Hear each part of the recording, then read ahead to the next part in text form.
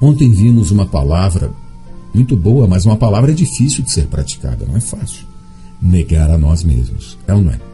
A gente cresce ali aprendendo a defender as nossas opiniões, os nossos pontos de vista, de uma forma tão ferrenha, de uma forma tão agressiva às vezes, defender os nossos direitos, fazer justiça a qualquer preço, é ou não é? Puxa, para viver nesse mundo nós temos de ser fortes, porque senão nós somos derrotados.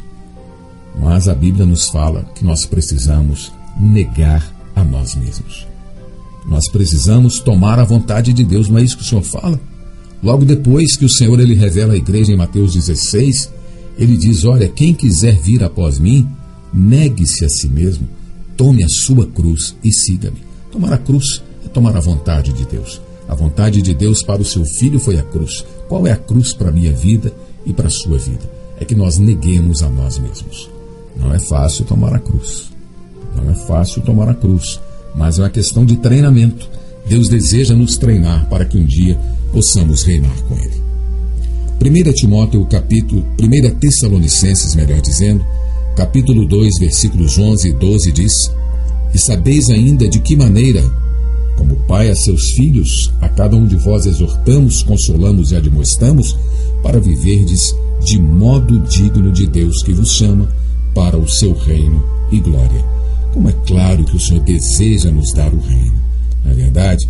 Mas para isso precisamos viver por modo digno de Deus.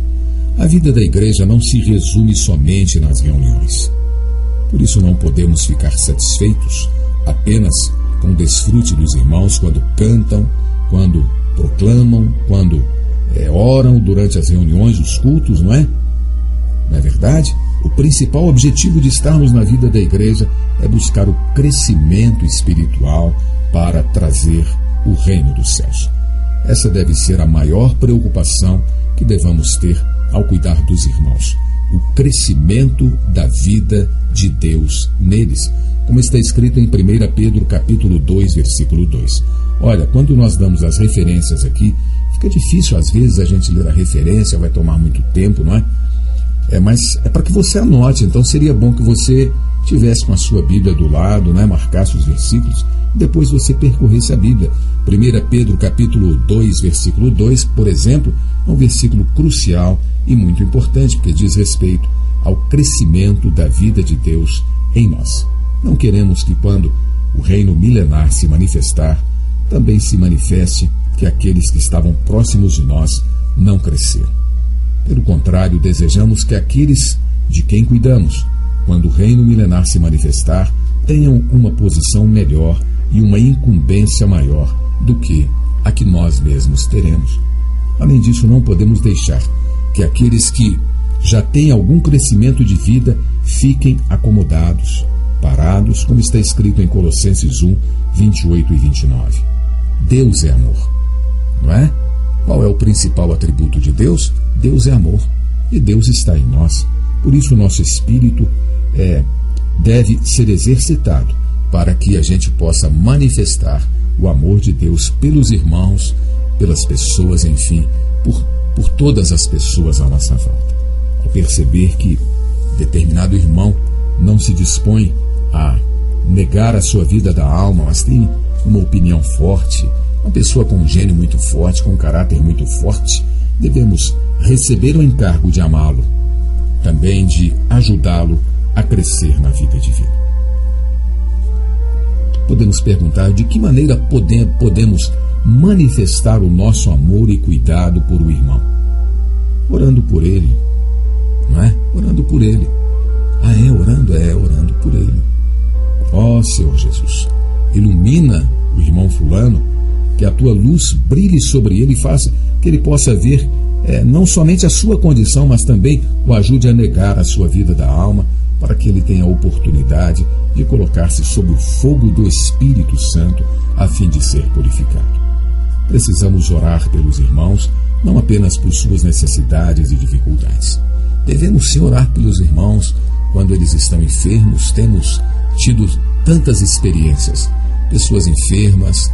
Eu mesmo estive assim acidentado durante um tempo, e como foi bom saber e sentir que a igreja estava orando por mim. Eu fui consolado, eu fui ali amparado pelas orações dos irmãos. Sabe, quando a pessoa está doente, quando a pessoa sofre algum tipo de queda na sua saúde, ela fica abatida e realmente a sua fé às vezes é abalada, sabia? Se você nunca teve essa experiência, saiba disso. Nós precisamos amar as pessoas, precisamos amar os irmãos, orar por eles, para que a fé deles seja fortalecida. Não é? A fé é um dom de Deus, então a nossa fé precisa ser fortalecida, não é? Você se lembra o que aconteceu com João Batista? João Batista estava lá no cárcere preso e ele perdeu a fé. Ele falou: mande perguntar a ele se é ele mesmo ou se vem outro depois dele. E o Senhor então fala: olha, os cegos vêm, os surdos falam, e foi falando ali, não é? Por quê? Porque João Batista estava numa situação que ele queria que o Senhor o ajudasse ali. Nós também às vezes ficamos assim: Senhor, eu te sirvo há tanto tempo, eu te conheço há tanto tempo, como que eu caio numa situação assim? Mas existem coisas que são mistérios de Deus. Nós precisamos estar orando por aqueles que estão enfermos, por aqueles que estão com uma situação financeira difícil, uma situação na família difícil, uma situação, quem sabe, até mesmo de pecado, não é?